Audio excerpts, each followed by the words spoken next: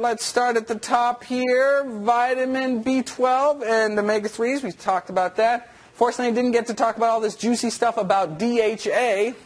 Suffice to say, if you are even contemplating getting pregnant or are diabetic, you should take 300 milligrams of DHA every day, such that your baby gets it from months before, ideally months before conception, throughout weaning.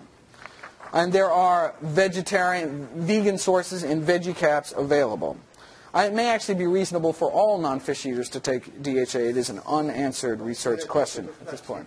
That is in addition to flaxseed for diabetics and pregnant and breastfeeding moms. Yes, indeed. And may be appropriate for everyone. That's an unanswered question. Next, everyone have the copy? Get your vitamin D. Major study published in the American Journal of Clinical Nutrition last summer found, quote, irrefutable evidence that vitamin D deficiency is a major unrecognized epidemic in the United States. Right? Wait a second, isn't it just a sunshine vitamin? Can't you go out and just get a little sunshine? Not in Ithaca, not during the winter. Unfortunately, during the months of January and February, the sun's rays at this latitude are at such an angle that no matter how long you sunbathe naked here in Ithaca during January and February, you are just not going to make enough vitamin D, so you need to get it into your diet. One can actually get an entire day's supply naturally in a few mushrooms. Shiitake mushrooms and chanterelle mushrooms actually have natural vitamin D in them, but you have to eat like a dozen mushrooms a day. Certainly there's a lot of vitamin D fortified foods like the soy milks and rice milks and other motherless milks out there, as well as fortified breakfast cereals may come in handy here. And if you're not pasty white or don't want to die of skin cancer, so correctly use sunscreen, or you're young, or you're old, or if you own a cable modem, or don't get outside for whatever reason, you may want to take vitamin D in your diet year-round and not just during the winter. Okay. And so for vitamin D, the current recommendation is 200 international units a day for up to age 50, 450 to 70, and over age 70, 600 international units, although all of those are probably going up. So probably everyone needs a minimum of 400 international units, although the Institute of Medicine hasn't ruled on that yet. All right, next, 700 to 1,000 milligrams a day of calcium? Wait a second. I thought we didn't eat all that calcium because we don't eat all that calcium-leaching animal protein, right? Well, if I may point you back to the 10 most common myths about vegetarian diets, and this article is a full text online. You can see the URL is on the bottom of that handout. And myth number 2 is vegetarians need less calcium than meat eaters. It's a myth. It's not true. And I don't have a lot of time to talk about calcium, although I certainly can do it in question and answer. I would refer everyone to this very important article written by Ginny Messina called Hip Fracture Rates and Vegan Calcium Needs. And again, that article is online or up here. So, are you eating 3 cups of kale a day? 3 cups of bok choy, 3 cups of collards? Well, you should. That's how everyone should get their calcium. Or drinking 3 cups of calcium-fortified soy milk or 3 cups of calcium-fortified orange juice. You know, if you're not, you're probably not getting your recommended daily intake of calcium, so you may want to take a calcium supplement. I'll be happy to talk about calcium supplements if people are interested at the end. Now, you could drink the milk from a cow, but nutritionally, cow's milk is not the best source of calcium. It doesn't have lots of the wonderful things that dark green leafies have that are very important for your bone health, like vitamin K and boron and vitamin C, all important for bone health, but missing in dairy milk.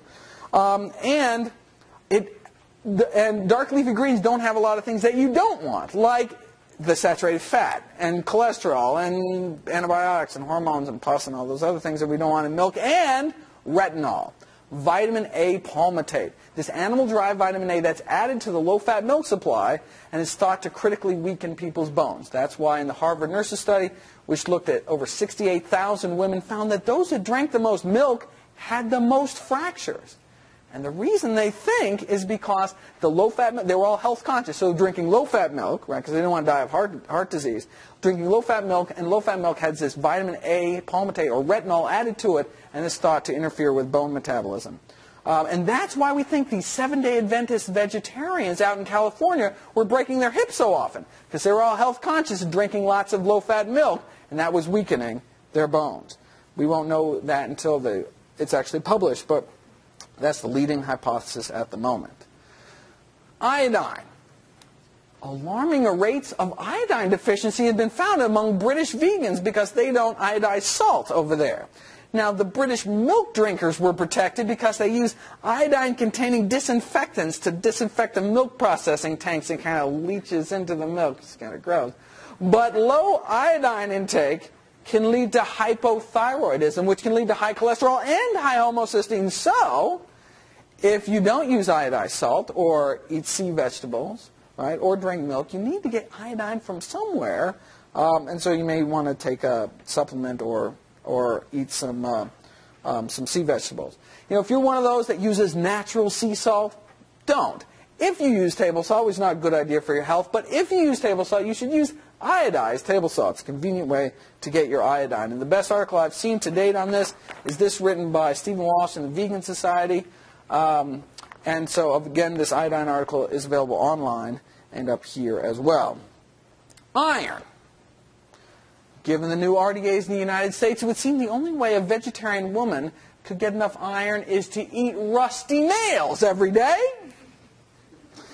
And indeed, 9 out of 10 studies done on Western vegetarians have found that vegetarians are more likely to be iron depleted, have lower iron stores, but we don't seem to have higher rates of iron deficiency anemia, and that's really what we're worried about. But just because vegetarian women don't have higher rates of iron deficiency and anemia than meat eaters doesn't mean a whole heck of a lot, because meat eaters have such crappy rates in the first place. Basically, 1 in 20 menstruating women in this country have iron deficiency anemia, which is a serious disease. So, vegetarian women, eat your beans, greens, grains, and nuts, and eat vitamin C-rich foods with your meals, which enhances iron absorption, as well as getting yourself screened for anemia every year or every few years, like when you get your PAP. And men shouldn't do anything unless first being tested for an iron overload disease called hemochromatosis. If you think you're anemic, you should really get tested. I don't think anyone should just take iron supplements without a prescription. Selenium works as an important cancer-fighting antioxidant. A problem for Northern European vegetarians because they have selenium-deficient soil. Not a problem for North American vegetarians, but if anyone has any British, Belgian, Swedish, or Slovakian vegetarian friends, you may want to tell them to eat some Brazil nuts every month. All right, not a day should go by without everyone eating greens, beans, nuts, whole grains, and fresh fruit. All right. So what's so good about greens? What's not good about greens? It's the healthiest single thing that we can possibly eat. Right? Eating just 1 serving of dark leafy greens or broccoli every day, and you cut your risk of hip fracture in half. Right? I am just in awe of greens. You should eat them every day.